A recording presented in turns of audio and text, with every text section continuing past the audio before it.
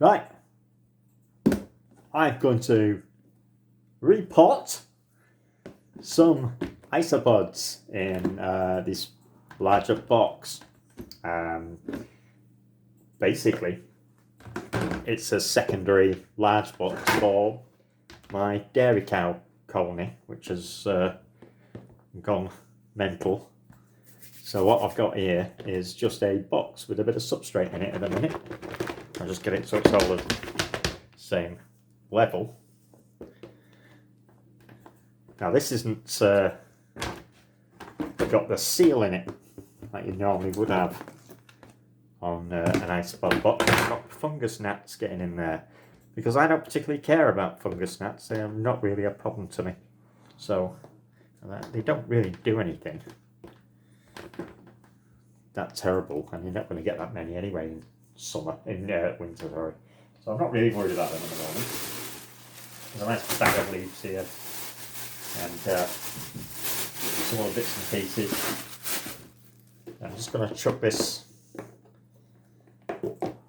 substrate in that I've got here, this existing substrate. I've got bits of sticks in it and all sorts of stuff. So I'm going to chuck this in. It's just some other random substrate, but it's also got calcium in it, so which is great, and bits of moss in it and all sorts of things. So I'm going to chuck that in here. That's great, that'll do me. I normally put a bit more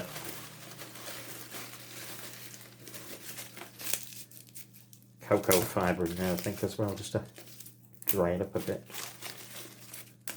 These are oak leaves I recently got. They're not quite crispy enough yet, but I can still rip them up. What I'm going to do is just mix these in with the substrate. I wasn't going to video this, but I was doing it anyway. And I figured, what the hell, might as well video it. Somebody might find it useful. So I'm just going to rip all these bits of oak leaves up. If you need to, you could leave them full, but you get a better mix throughout if you do. And I'm just going to mix these in with this lot here. There we go. There's oak leaves in there. I'm going to shove load in anyway on the top, but for now. And instead of sphagnum, I've got loads of this gear, so I'm going to chuck in this nice big piece of moss, and we've got little plants in here which I think are actually brambles seedlings. There's nothing in here, conveniently.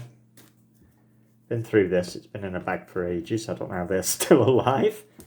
So there's going to be my two halves. So now this is a dryish half, this side, and this side is my wet, damp, not wet, but damp, mossy side.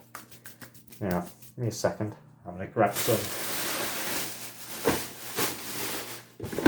bark.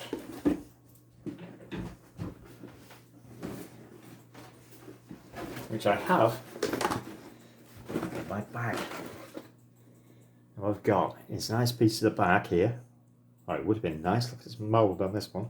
That needs drying out.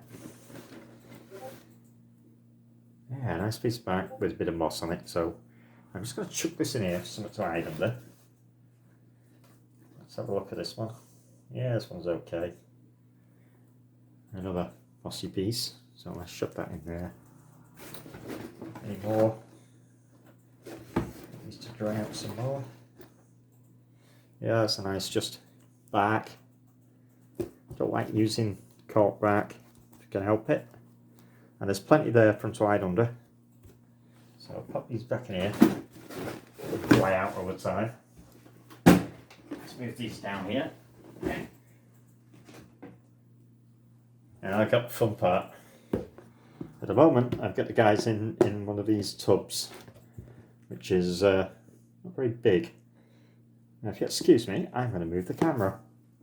Hopefully that's a lot better. How far away are we? Not too bad. Anyway, it's these guys. These are only dairy cows, but I want them out of this little tub. It looks like there's none in there, but if I do this, you can see there's an awful lot in there. So I'm going to be putting these straight in here. There we go, straight in. Another bit of wood there with some more on it. And there's loads of random ones. This is going to be the hard part, getting the random ones to go in here. And what I'll probably do is leave this. And you can see there's some tiny mankai there. So I'm going to leave this and let them do their thing. And with the middle oak, we'll end up with, look at that, millipede. Tiny little millipede there. Cool. It's a native millipede. I don't know which one it is. It's a native one. So we're going to do this. Pop this lid back on. And let these guys expand some more, I think. In the meanwhile, I now have a nice new box and a colony of isopods. So I'm going to give these some of this because they love it. I'll sprinkle it all over the place. And now there is already springtails in the substrate. But I'm going to put some more in because they are tropical springtails. And these guys, I've got in my jar here, are temperate, which are Candida. I think better off just pouring the bloody water out of that. I'm just chucking that in there. Maybe.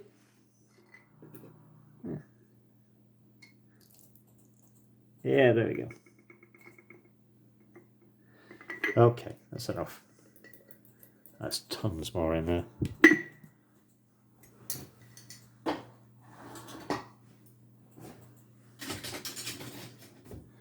So we have everything we need in there. We've got moss, we've got dry bark, we've got some damp mossy bark, and we've got our dairy cows, and we got some dinner. And with a bit of luck, all explode, and I'll have lots and lots more of them. I'm going to give them a quick spray. Just on this side here. And we're going to chuck in a handful of dead leaves.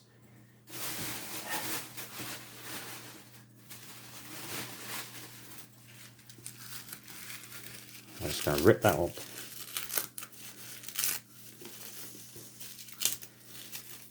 Onto here. Again, oak leaves. Do have others. Any deciduous leaves should do. You're putting pine needles in, it won't do them any good. The likes of beech, elm, oak, etc. should all be okay. That gives them some extra munchies there. Right, and that's it. Job done.